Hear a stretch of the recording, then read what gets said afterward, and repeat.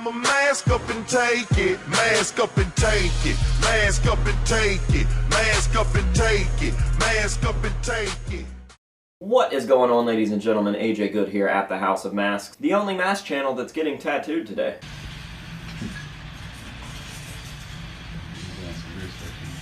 And in today's video we are doing something a little bit different. This isn't an unboxing video, and this isn't a conversion video or any sort of time-lapse or anything like that. I'm actually just going to be showing off a project that I've been working on for the past week or so, and giving you guys the rundown on how it went, what I did, and so on and so forth. Now, I've wanted this version of the mask in my collection for a while, but it wasn't until recently that I got really inspired to take matters into my own hands and do the conversion. My inspiration personally came from my buddy Kenny, aka Schizo555 over on Instagram. I would highly recommend going and checking him out. He seems to be a jack of all trades, and it's just been really cool to watch him take things into his own hands over the last couple years and start doing more and more conversions, and something about them is special. It seems like everything that he works on just turns into gold. So I was scrolling through his Instagram and I noticed that he had this clown that I've wanted for a while in my collection. That clown being the West German clown recast that Sean would wear throughout the .5 era. And he wore it a little bit prior to the actual .5 era, but then he wore it through the .5 era as well, alongside the masks that he was constantly changing that he actually had made for that album cycle. This mask started out pretty similar to a typical West German clown mask. Obviously it's a latex recast, but there was just something kind of weird about it from the get-go. It had this really flat, kind of warped, stretched mouth, as well as very, very tiny eyes, as opposed to a regular West German clown, which don't have the biggest eyes, but you can obviously tell a difference between the two. And probably the most notable difference is the fact that the hair wasn't curly or short. It was very long. It hung over his shoulders and stuff. And I already have one of these versions in my collection. It's not the greatest, but I do plan on rehauling that to get it a little bit more accurate. But I recently acquired a second copy, and I wanted to do the .5 era one because I had only ever seen Kenny try that conversion. Now, this version is super, super strange. There seems to be something going on with red, like some sort of red ash or red paint all over the mask, and it took me a while to figure out what it was, but me and Kate actually came to the conclusion that we believe that it is hair dye from the actual hair. Now, in the Slipknot mask history, hair dye has definitely come into play and changed some masks for the better, might I add, most notably with Jim Root's 2000 era Kerrang! Jester. This mask went from a regular white Forums Novelties Jester to a very strange bluish purple, and then later during the Iowa era it actually started to turn pink and red because he had changed his hair dye from time to time, and sweating that out on stage, it just got on the mask, and it gave for a really weird effect. I realized that Clown had actually been dyeing the hair on this clown mask and getting it redder and redder and less orange. And if you look at where the red is most prominent on the mask, it seems to be where the hair would be touching the mask most of the time, most notably on the cheeks, down around the neck area, and then even up here where he would headbang, and sometimes the hair would stick up there. The red definitely looks weird on this mask. It doesn't look like it's meant to be there, and it doesn't look like paint per se, so we just came to the conclusion that we believe that it is hair dye. So I put a lot of time, effort, and research into this conversion. I'm going to go ahead and grab it now and show it to you guys and just give you a little bit of information on the process, what I did to the mask, and then at the end of the video I will go ahead and show it off in detail and give you guys a nice up-close look at it. So give me just a second. A few moments later. Alright, so here we have the mask itself. As you can see, quite a lot has changed from this first photo I took of it right before I started the conversion,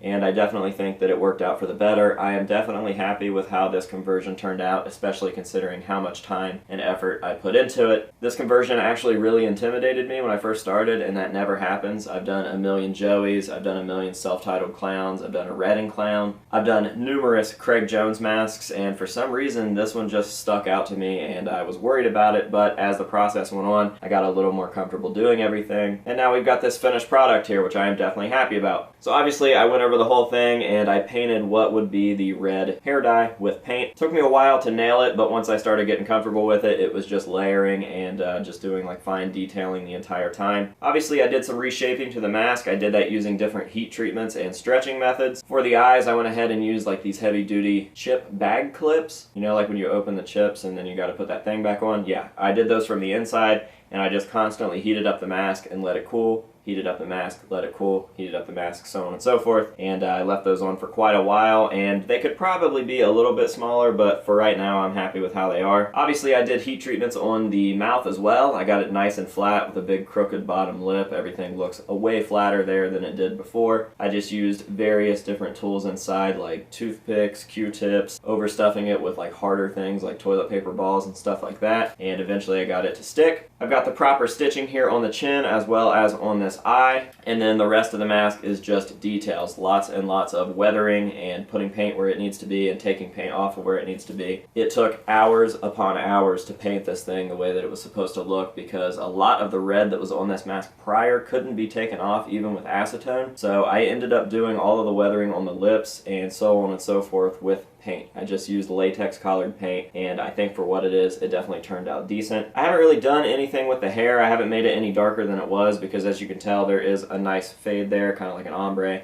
Gets lighter towards the end, and I guess that it probably could be dreaded up a little bit better, but for the most part these dreads look decent. I mean, it is straight hair. It wasn't heavily dreaded and Cheetoed the way that the self-titled clown mask was. I didn't film any of the conversion, and if I did I probably would want to kill myself, because this was already a job and a half, so putting filming on top of that would have been horrible. But I did take some in-progress shots of everything. That's what I've been showing throughout the video, obviously. But I did just want to go ahead and give you guys a nice video of the mask itself, show off the finished project, and even talk about what went into it. Obviously this is the short summarized version, but I just wanted to keep this video pretty basic for you and give you a nice quick rundown. So that is going to be it. I'm going to go ahead and leave you guys with some nice up close shots of this mask. Let me know how you think I did down below. I think I got it pretty good. I specifically went directly off of one interview, so pretty much every time you see clown wearing this mask there's something different about it, but the shots that I went off of were directly from this interview for Knotfest Mexico. So yeah, let me know down below. That is going to be it for this video. I hope you guys enjoyed it, and until next time, we will see you later.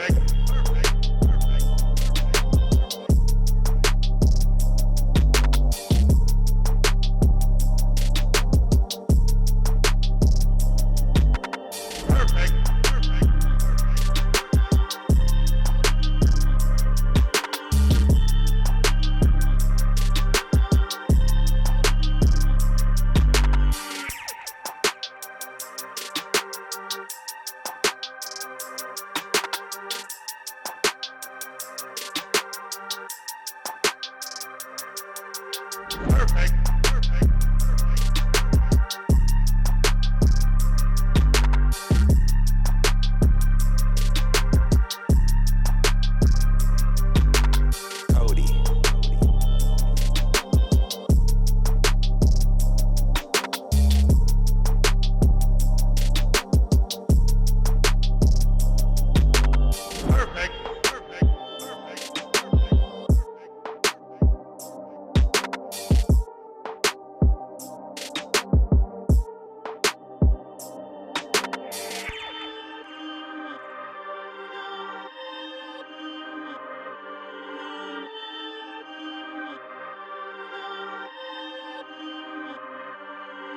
Perfect.